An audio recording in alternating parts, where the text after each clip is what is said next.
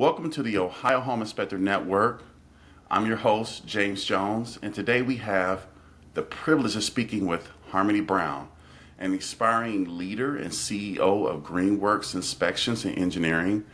Based in Texas, Harmony has built an impressive company that conducts over 26,000 inspections a year across 45 cities, supported by a dedicated team of 142 employees.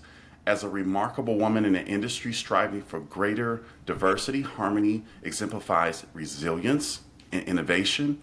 Her journey from college to becoming a successful real estate professional, showcasing her passion for homes and committed to quality service. I want to welcome Harmony Brown. Hey there, James. Thanks for having me on. I appreciate it. Harmony, we've been on a lot of different calls together, doing a lot of talking about marketing and how it is to grow a home inspection business. Can you give me a little bit of advice if I was a new inspector starting out? What would you say to me of what would be the first steps in marketing my business? Yeah, that's a great question.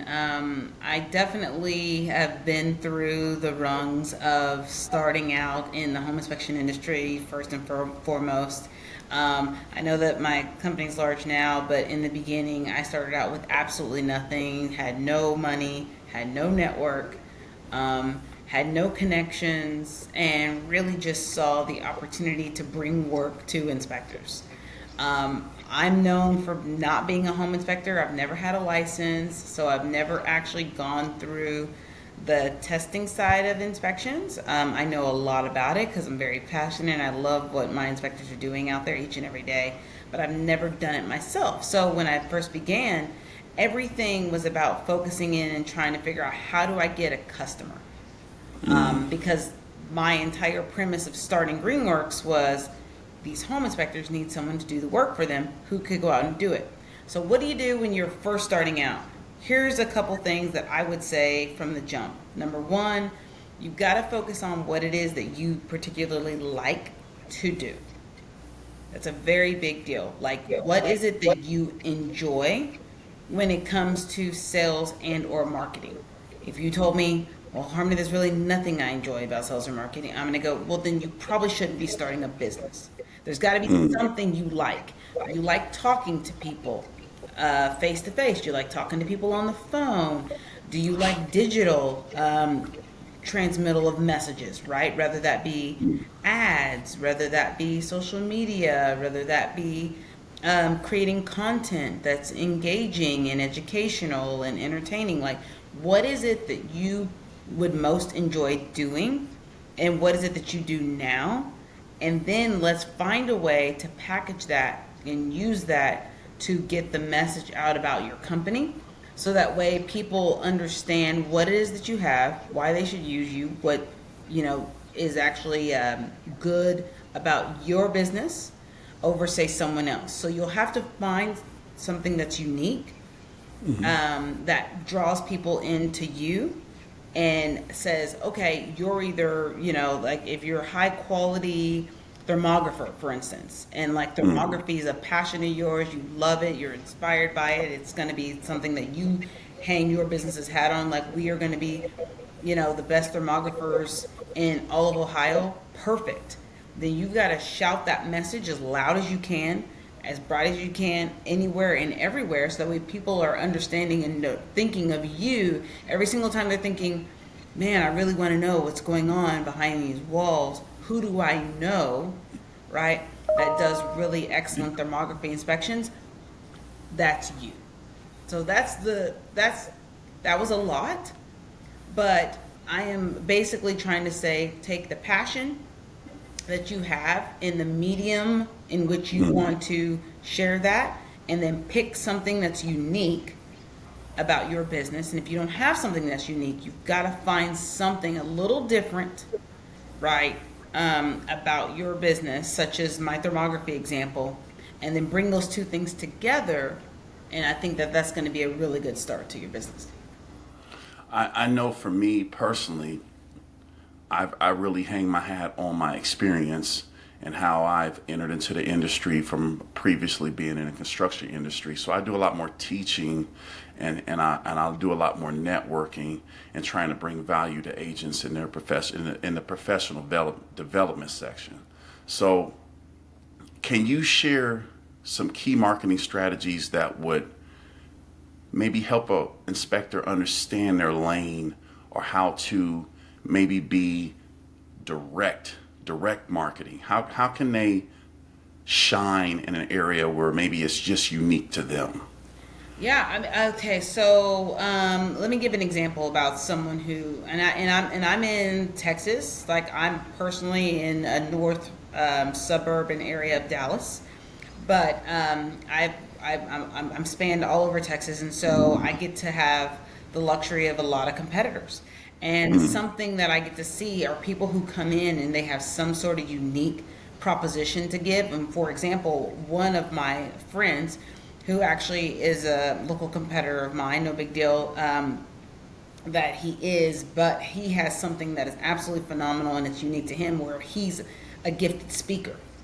He's gotten his message really refined, it's really tight, and he can go into a realtor office, and in 11 minutes, he knows that by the time he starts and finishes, he has realtors on the edge of their seat ready to give him work, because he's gotten his message so dialed in, and it's an exceptional promotion of his business, what he's doing for them, which really isn't super unique to home inspections, but the way he's delivering the message and conveying it, it makes them want to work with him, and therefore he's getting agents just coming in left and right after he gives his talks.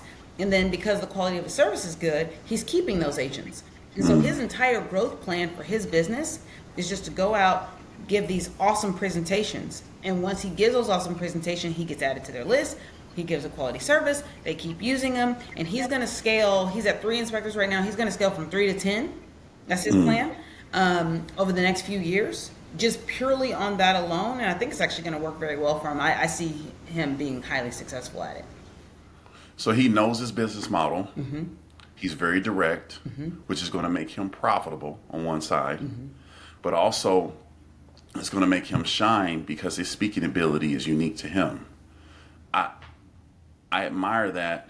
If you can drill down on a gift or a niche and be very specific, that's gonna help you understand who you are and what you offer, what you bring. What would be something from your perspective where you could leverage maybe technology? Because it's not going to be for everyone, okay? So you're not going to do every last vertical that there is in technology, but what you could do is leverage maybe one thing, learn one thing that's best for you. So what would you do? And keep in mind, this company may be just starting off, or maybe they're in the midst of getting those first couple of inspectors. Okay. What do you think would be a good technology add to maybe bring in some business? I think there's multiple ways to do this. One, I think if you have a nice, clear, concise website that can gather data when people are coming in, right? If you can get a name, an email address, and a phone number, and you can give very good, useful, not knowledgeable, but like really good content to capture that data and keep people wanting to open up, whether that be your emails, your text messages. I think it's phenomenal. You can also use that now, right, to do a retargeting campaign. So if you have ads that are out there that can retarget people and keep showing yourself to them because you know they're looking for a home inspector, and you said, hey, here are 5 things to look out for, whatever information that you're going to give, if it's highly valuable and it's useful, people don't mind being a part of something, especially when they're buying a house. There's a lot to know about houses. And I have not seen a lot of inspectors do a really great job of crafting outstanding messages for people to sit there and go, oh man, I really do want to keep getting this newsletter. So I'm happy to not opt out because this content's really good. Here's why that matters. When you're brand new, Makes you're trying to build a brand and you're trying to build your name, and because you only have to create the content once and then it keeps working for you in the background, I think that's an amazing way to enhance your brand name, especially in neighborhoods now, because we're learning, like at Greenworks, we learned that when people move into neighborhoods, the Nextdoor app is amazing. The Ring Doorbell app is amazing. I'm a part of it. My neighborhood Facebook page is amazing. So if I can get enough people, let's say I get 5 people in one subdivision who, like me, thought I did a good job, for instance, but say I did 5 over the course of 2 years. But of those 5, 2 of those people were willing to go on the neighborhood Facebook page or the Nextdoor app or on the Ring Doorbell and talk about the experience that they had with the home inspector because I asked them to do so. Like, I asked them to do it, and they did it. That's a big deal. That's a big deal because now I've got word of mouth working for me. Now I've got Right. other people out there who have used my service and vetted my service and said, yes, use these guys. Well, that's a huge part of Greenworks' growth plan. It's a huge way that we do it. We get into the neighborhoods and we get them talking about the service that we did because we asked them to share. Like, hey, if we did a good job today for you, will you tell others? Will you post about us on your Facebook? Will you post about us on Nextdoor? Will you post about us on anywhere, your HOA meeting? You know, can we come out and sponsor? Whatever, things like that. Like, that's just what we like. And it has done phenomenal for us because now people have gotten to see the name out there, but they don't really care about the brand name. Like, it doesn't really matter. I love branding, but it's not really good ROI to just push my name out there to people because people don't know if they can trust the service or not. But once they hear Makes other sense. people say it's good, then I've got something. A lot of what I'm hearing is a mix between old school, new school. You'll hear, okay, let's run and go to an open house and leave some flyers. Let's stop past your local real estate office and put some brochures in. Let's do all these different methods that I feel they're just so outdated. I really feel like technology has surpassed a lot of those things, and we really need to be thinking, how can I use technology to innovate the same process? It's a cycle. Everything always still works. It's still the same systems are going to work, but they're just going to work in a new way. Right. And so, what can I do? Maybe through social media. I mean, I obviously I'm listening to you. You're saying you're not doing all forms of marketing. You're doing what's best for you and how that works best for you.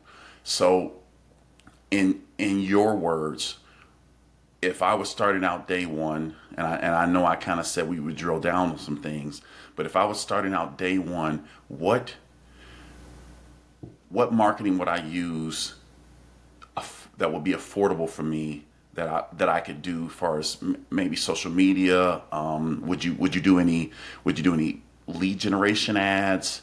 What exactly would be that first step? What's the difference between a Wix website and a WordPress? Which way would you go when you said something about websites? I just really think that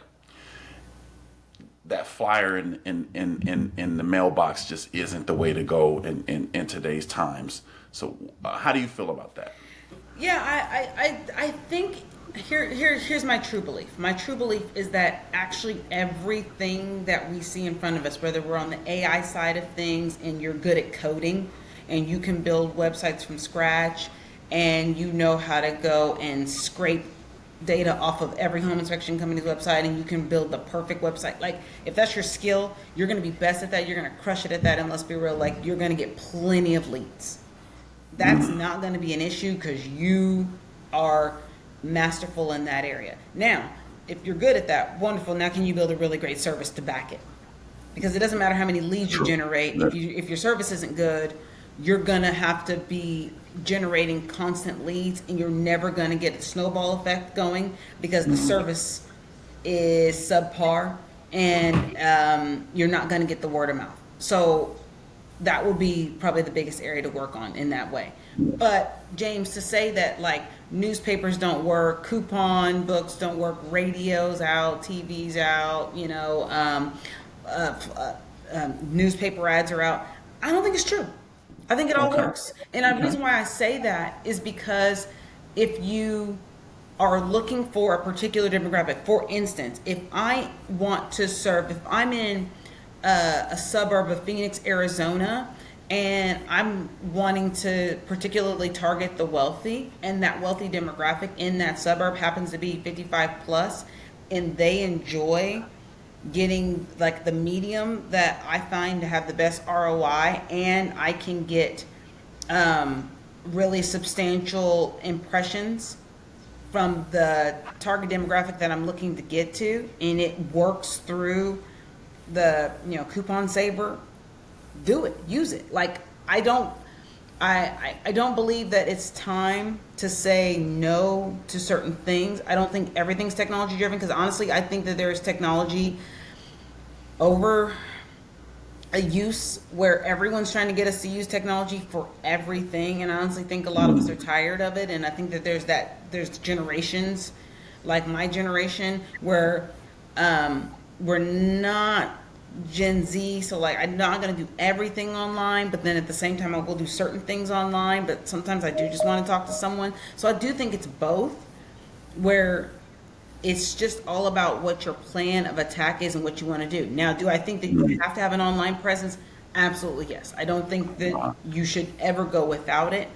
But I do think that there is, depending on what your budget is and what you're trying to reach and what you're trying to do, because I have competitors where they only advertise to hyper luxury. They want $2 million plus agents, and they want $2 million plus houses, and they want to get in front of them, and the way to market to them is not necessarily online. They're no one buying a $2-3 million house.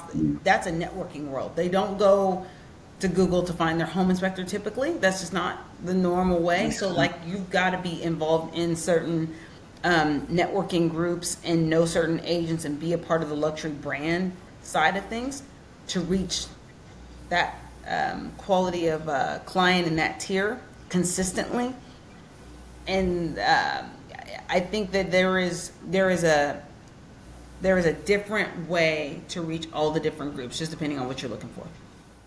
So that's where that networking, that relationship building, those expos and those types of, verticals of work where you're actually able to maybe hone in on some skills. I know I do a lot of teaching, and that's been something that I've been able to hang my hat on and actually go out and say, hey, here's how my experience works, and here's how I can help you in your professional development.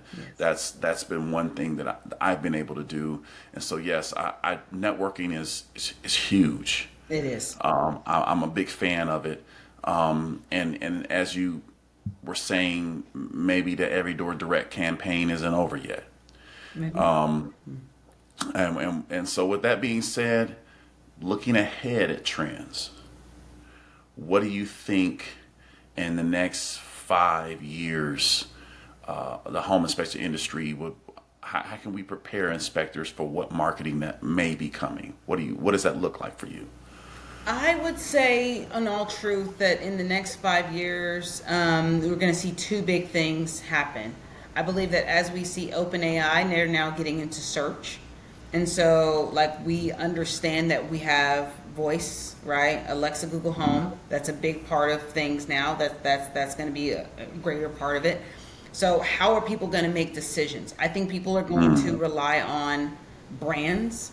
Like, I think that you've got to be able to have content out there that is able to communicate the reputation that your business has built over the years, and tells people that this is a trusted brand. So if I want to use Eagle Home Inspections, or if I have a home inspection company that I am competing with, and they have great YouTube videos and they have content out there that's saying that they're good and they have lots of 5-star reviews, and they can showcase to me what their knowledge is of, retaining walls, and I'm in a very hilly area, or, foundations are big in this area, or basements, or whatever it is that I'm specifically concerned with, and the content that they've created makes me feel like they're the go-to. I believe that that's going to be a major edge over the next 5 years.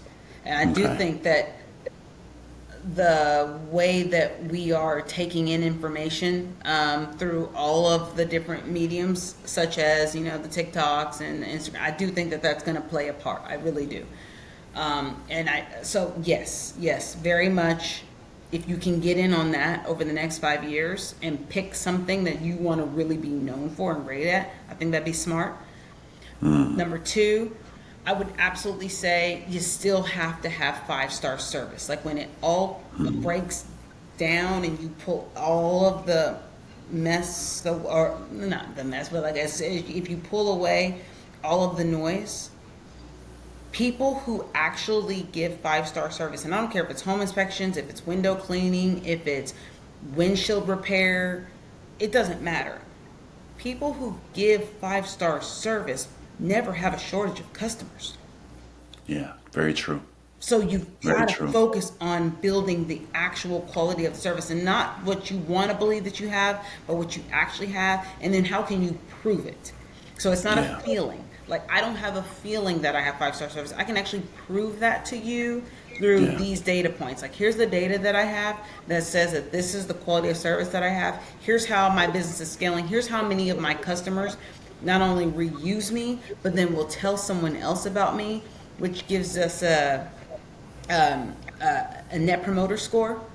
And if your net promoter score is the way to know if you have a recession-proof business, if you have it is the way for you to take the feelings out of it and get real data that's communicating back to you. Are people really liking and using your service over and over again? And if so, I think you're golden over the next 5 years. That's excellent. So you're putting the word of mouth, the marketing, the actual virtual and social media presence out there, and so your brand's out there. And now, do your processes and procedures support your brand? That's it. Very, very, very good, Harmony. I'm so glad you came on today.